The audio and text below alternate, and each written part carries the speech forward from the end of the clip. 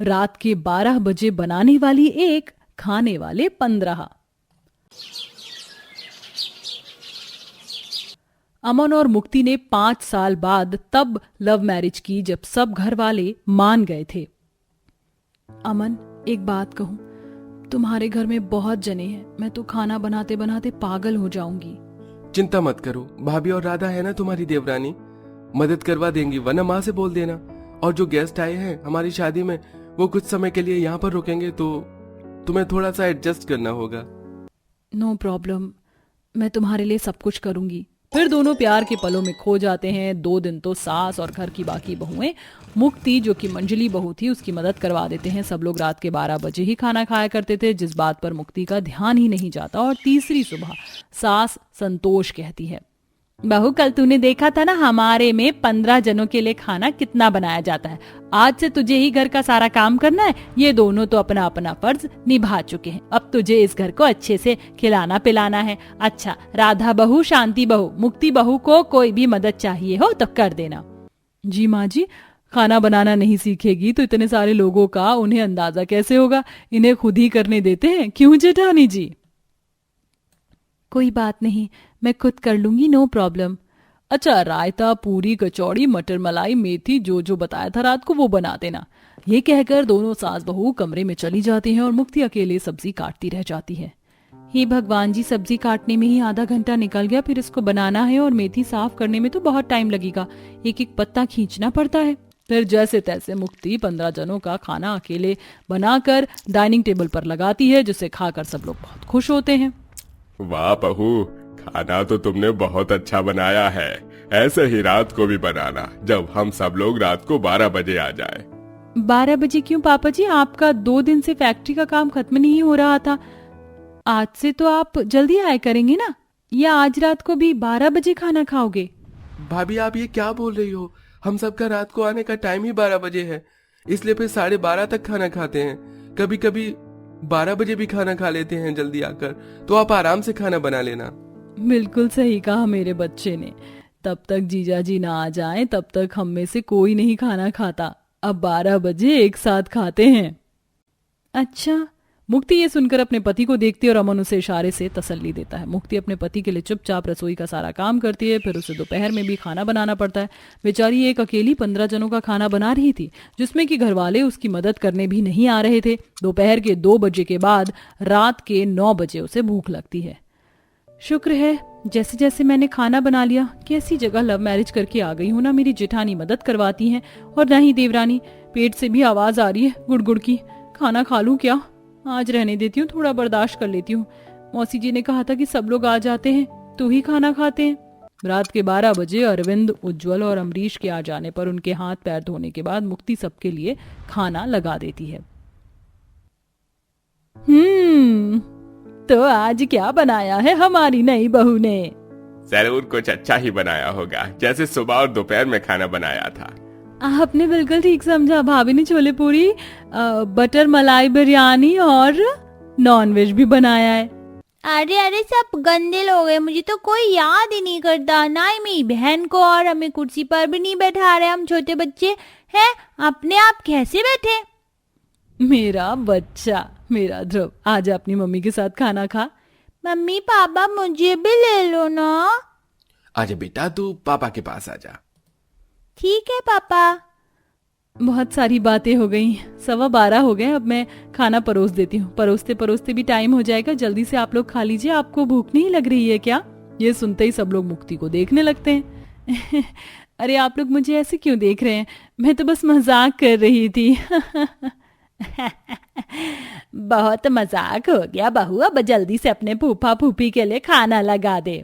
अरे भाई, हम भी हैं, हमें भी भूख लग रही है। सब लोगों को खाना परोसते परोसते 12:30 बज जाते हैं और 1 बजे तक सब लोग खाना खाते हैं।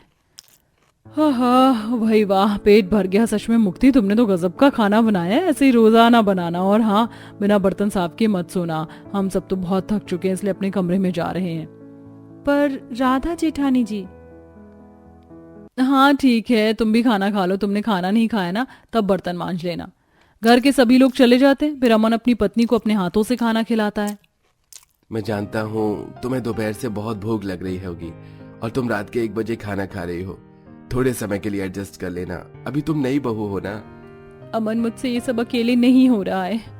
मैं जो कुछ भी कर रही हूँ सिर्फ तुम्हारे लिए कर रही हूँ। 1 नहीं, 2 नहीं, 3 नहीं, पूरे 15 लोगों के लिए मुझे अकेले खाना बनाना पड़ रहा है, जिसमें कि कोई भी मेरी मदद नहीं करता। और इतनी रात को खाना खाते हैं, ऐसे तो मैं भूखी रह जाऊंगी। मेरा तो पेट दर्द करने लग गया था। हाँ जानता हूँ, इसलिए तुम ना थोड़ा सा शाम को कमरे में चुपके से खा लेना, ताकि किसी को पता न चले। ठीक है।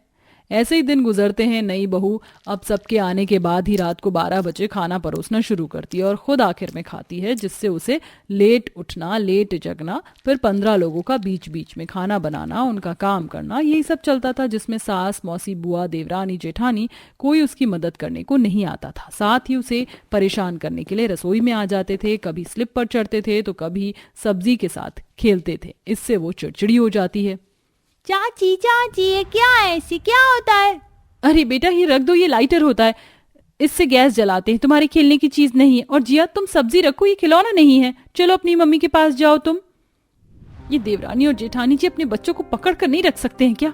एक तो वैसे ही काम करना है। अरे मुक्ति, 11 बज रहे हैं, मैं तो आज जल्दी आ गया, पर तुमसे खाना क्यों नहीं बना अभी तक? देखो 12 बजे खाना खाने के बाद आज केसर वाला दूध बना देना, हम सबका पीने का बहुत मन है। और बुआ फूफा जी का तो फेवरेट है। थोड़े दिन की बात है, फिर वो अपने घर चले जाएंगे। ना ना ना ना बेटा, अब हमें बहू के हाथ का खाना खाने की आदत हो गई है। 1 महीने से पहले तो हम कहीं नहीं जाने वाले, अच्छे से बहू के हाथ का खाना खाएंगे, क्यों जी? हाँ बहू, बिल्कुल।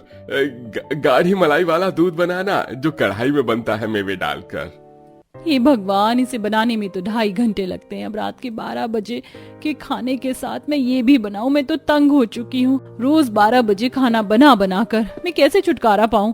यहाँ से मेरी नींद, खाना पीना, उठना बैठना सब हराम हो गया यहाँ पर। माँ जी को समझ भी नहीं आता। बहू क्या सोच रही है? जल्दी काम कर, उनके आने में सिर्फ 1 घंटा बचा है। माँ जी, मैं ये सारा काम खुद से करके थक चुकी हूँ, आप मेरी खुद मदद करवा दीजिए, या देवरानी जेठानी जी से कह दीजिए, मेरी तबीयत भी सही नहीं है। क्या हुआ तेरी तबीयत को? कुछ भी तो नहीं, मुझे तो बिल्कुल ठीक लग रही है। अब चुपचाप से सारा खाना तैयार कर दे, वैसे भी हम सब तो तेरे हाथ का ही खाएंगे। हाँ भाभी, हम तो आपके हाथ के खाने के दीवाने हो चुके हैं। ठीक है दीदी, अब पानी सर से ऊपर जा चुका है। इन लोगों को सबक सिखाने के लिए कुछ ना कुछ करना ही पड़ेगा। अब रात को 12 बजे मैं एक अकेली 15 जनों का खाना नहीं बना सकती। जैसे तैसे रो रो कर मुक्ति कढ़ाई वाला दूध और खाना बनाकर 12 बजे सब लोगों को खिला देती है और मायके में अपनी माँ को फोन करके वो रात में ही सब कुछ बता देती है, जिससे अगले दिन मुक्ति की माँ घर आ जाती है। तुम लोगों ने बहुत मेरी बेटी को परेशान कर लिया, अब मैं उसे यहाँ से ले जाऊंगी। अरे हरे समधी जी, नमस्ते नमस्ते, कैसे हैं आप सब?